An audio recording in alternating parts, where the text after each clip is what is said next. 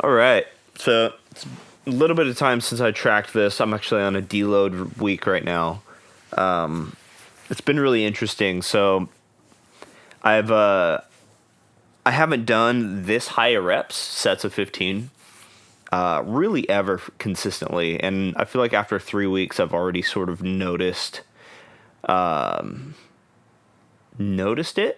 I definitely have felt the work. But I feel like I can see it when I get pumped up. It's definitely a different stimulus than sets of 5 have been. So I'm excited to go through the next couple weeks. I'm gonna move after a deload week. I'm gonna move to basically like I think it's like 3x5 or 4x5.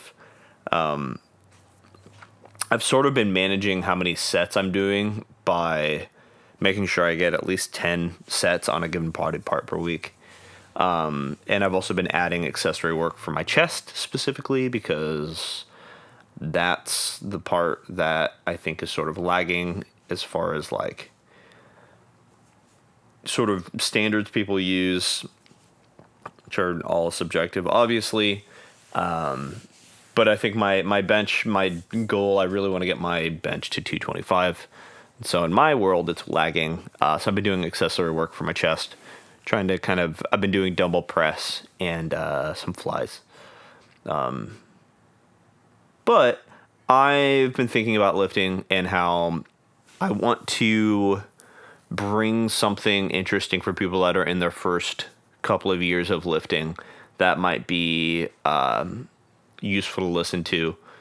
And so I think I'm going to do some videos that are not just workouts, but I'm going to like show what I'm doing and also show some of the things I've done wrong and chat a little bit about how I really don't think heavy sets of 5 are appropriate at first. I think in your first couple of months, and I think may have said this in a video, my other 2 videos, so many videos.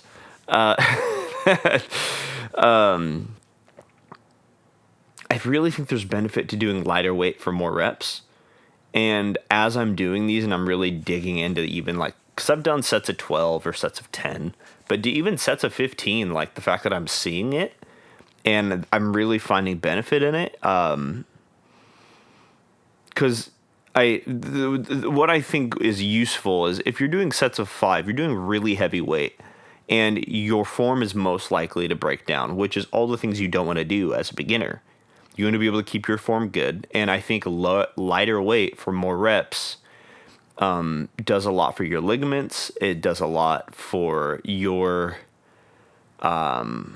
physique just aesthetically. And then also it's still going to build good muscle. Like in the first 6 months, especially in the first couple of years, especially, you're going to build muscle by looking at weight anyways, basically. If you're eating half well and you're sleeping half decently and you're lifting anything consistently, you're going to build muscle. And so why not do something that's going to nourish your joints better and not potentially ruin your form and give you some sort of an impingement issue?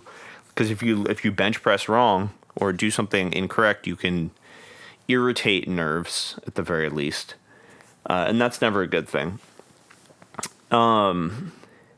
So this has been fun. I was watching this footage back, and I don't film myself from this direction. I hardly film myself. I'm just starting to. It's been informative, and I noticed that I'm extending my knees and then extending my hips, which is totally fine for a deadlift, but I love tweaking form to see what it does. And so I watched this footage and I realized that, and I was like, oh, that's interesting. So in the next set, I tried to hip hinge and extend my knees at the same time. And the reason I like higher reps is because it helps you build mind-muscle connection better than lower reps will. So when you're first few years of lifting, building mind-muscle connection is the goal in a lot of ways. I felt this in my hamstring and my glutes in a way that I normally don't on deadlifts.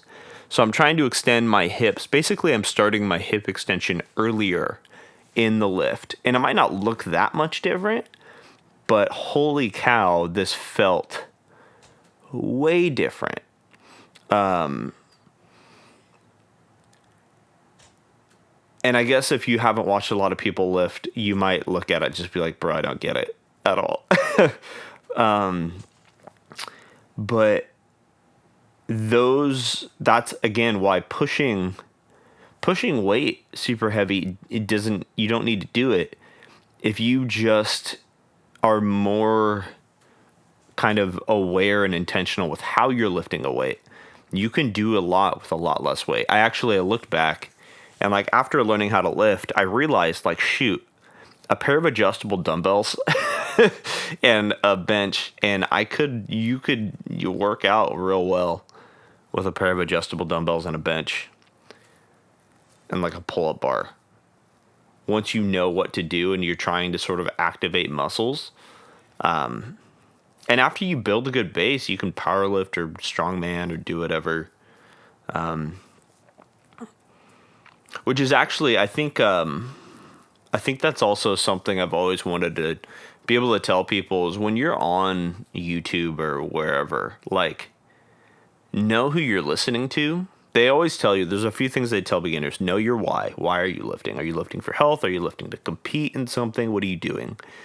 And then also know who you're listening to, which is something I haven't heard people say is like, look, sometimes people use the term weightlifter and they mean Olympic lifting. Sometimes they mean power lifters, which is a sport. Sometimes they mean CrossFit, which is now a weird sport that I'm not a fan of. I like being CrossFit, but not CrossFit, capital C. Are you listening to a bodyweight person? Are you listening to a bodybuilder? And all those people do different things. Bodybuilders train higher reps and they're focusing on specific muscles being contracted. Power lifters are just trying to get the max amount of weight up. So they get it up however they can without hurting their bodies. And they don't care about body development. Olympic lifters are also doing something similar to powerlifters and strongmen competitors, which is they're just trying to exert the maximum amount of force they possibly can for a lift and do the technical lift that they're supposed to do. And so, but then there's a bunch of us that are in between, which are like, I just want to work out and kind of look good and kind of be strong and age well. And that's like the everyman lifter. That's your like Yvonne, the squat everyday dude.